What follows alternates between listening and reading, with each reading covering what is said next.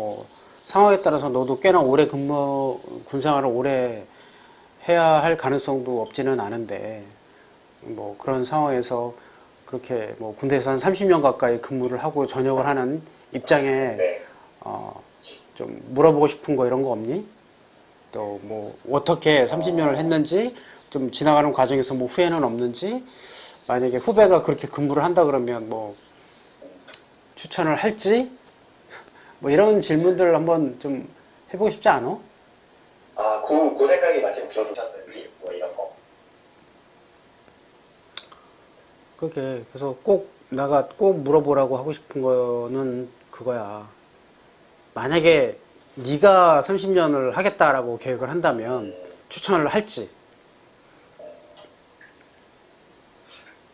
그게 반장님은 이제 겪어보셨으니까, 네, 그 경험에서 우러나오는 이렇게 뭔가를 말씀해 주실 것 같은데.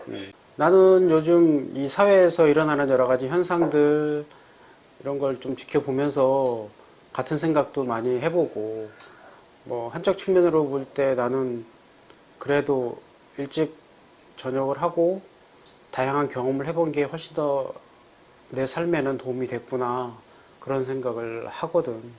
근데 뭐 상황에 따라서 개인의 선택이기는 하지만 하나의 직업을 30년씩 갖는다라는 거, 물론 장점이 있고 단점이 있겠지만 그것도 기준에 따라 장단점은 분명히 해석이 달라질 수 있거든. 근데 어떻게 생각을 하시는지 한번 의견을 들어보고, 이제 너한테는 어떤 조언을, 뭐 본인은 뭐 그렇게 했지만 너한테는 또 다르게 얘기할 수 있어. 그러니까 그런 부분을 한번 들어보고 왜 그렇게 생각을 하시는지. 연애를 같이 시작한 멤버들이 지금 둘 생겼는데, 참 반가운 소식이고, 이제 어제 영상도 올라갔지만 장현이한테 이제 강압적으로 4개월이라는 데드라인을 주고 빨리 만들어 와 시켰지.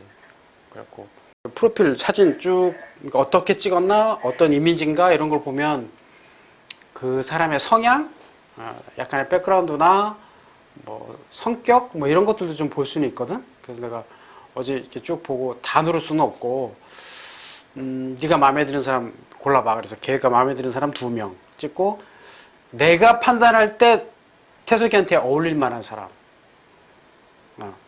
그런 성향이 보이는 사진, 그거 2개를 내가 눌렀어.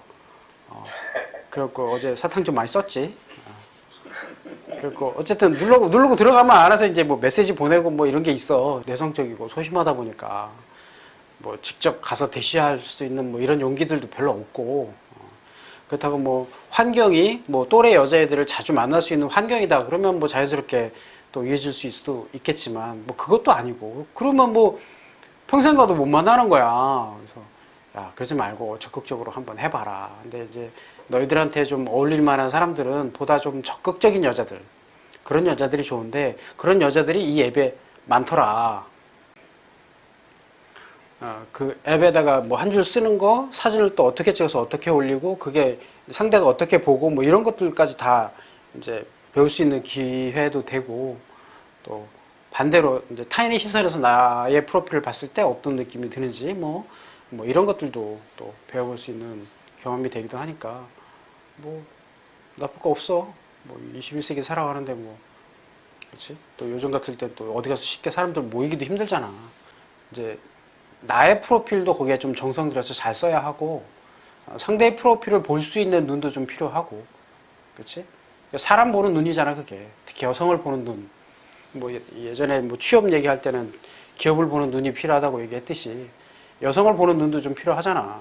어떤 뭐 배경에 어떻게 썼는데 사진은 어떻고, 그럼 그게 무슨 뜻인지 뭐 이런 것들도 캐치해낼 수 있어야 되잖아. 그지?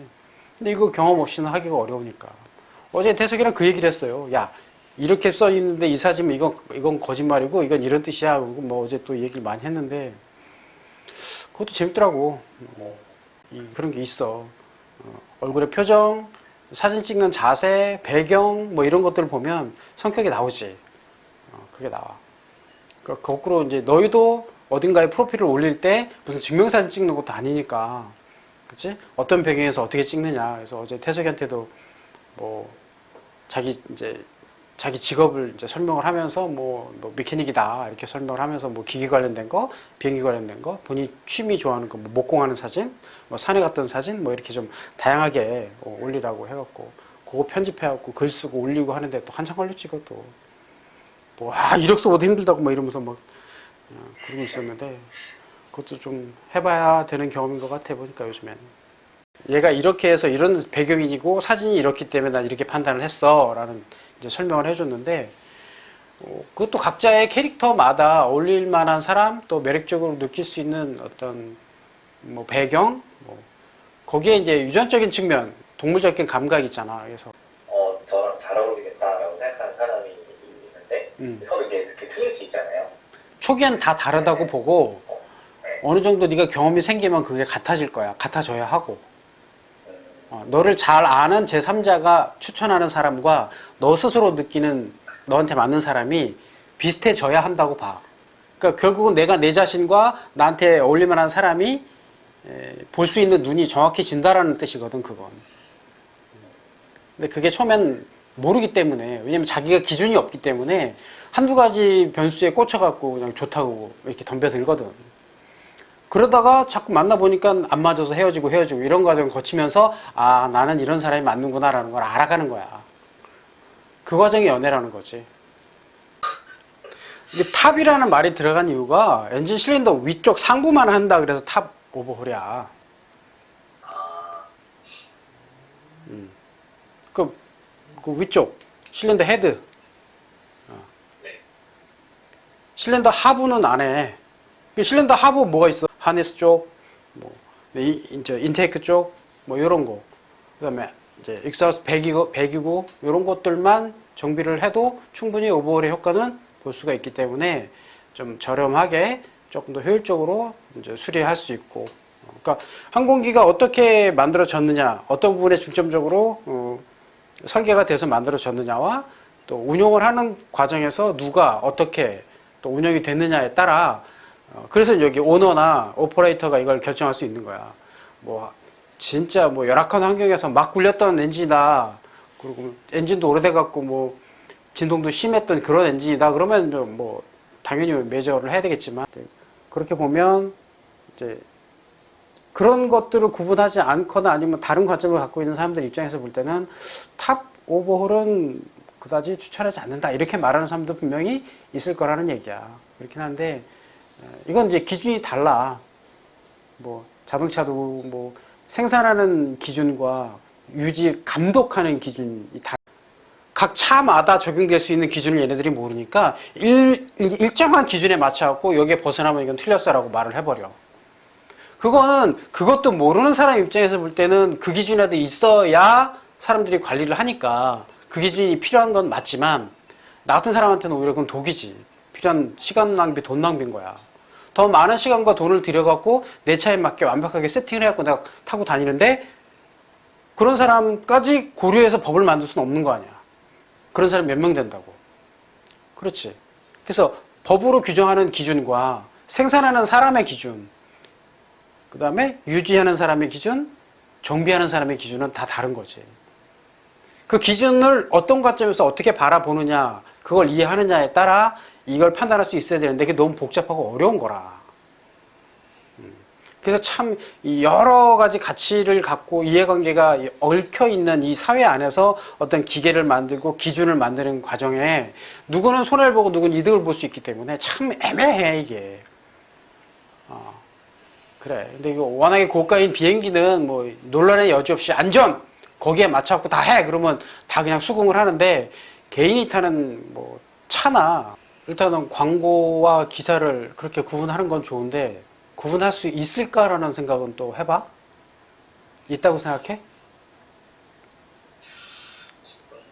제 생각에는 이제 드러난 것 같다.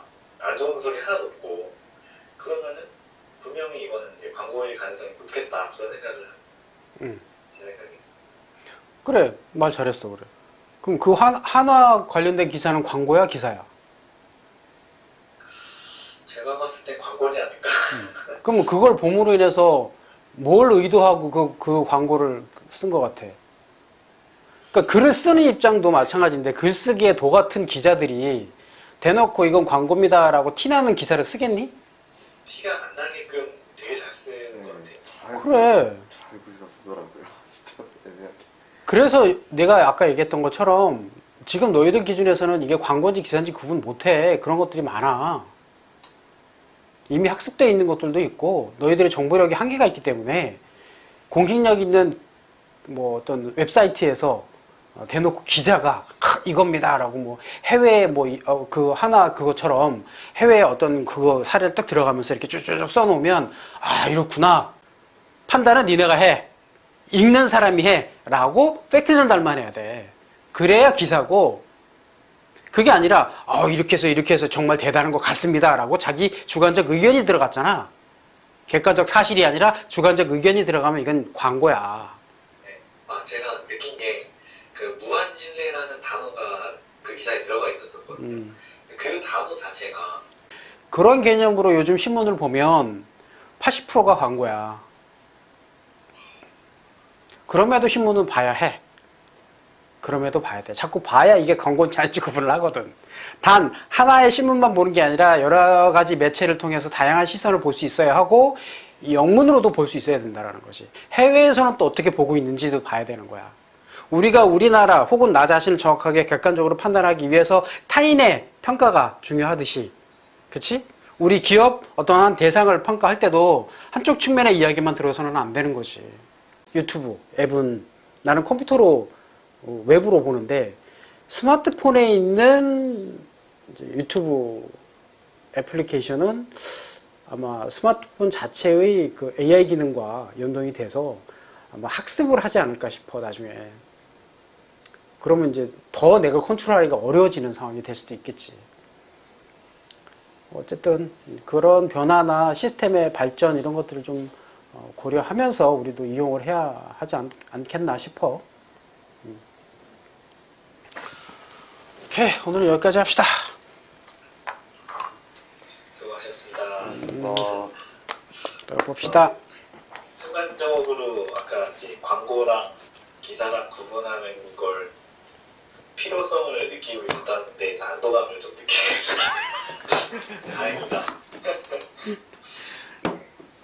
그러게. 앞으로는 진짜 기계가 날 이겨먹으려고 할 텐데. 그래. 그렇게 아무 생각 없이 받아들이다 보면 그냥 거기에 학습이 돼. 그것처럼 나약한 인간이 없어.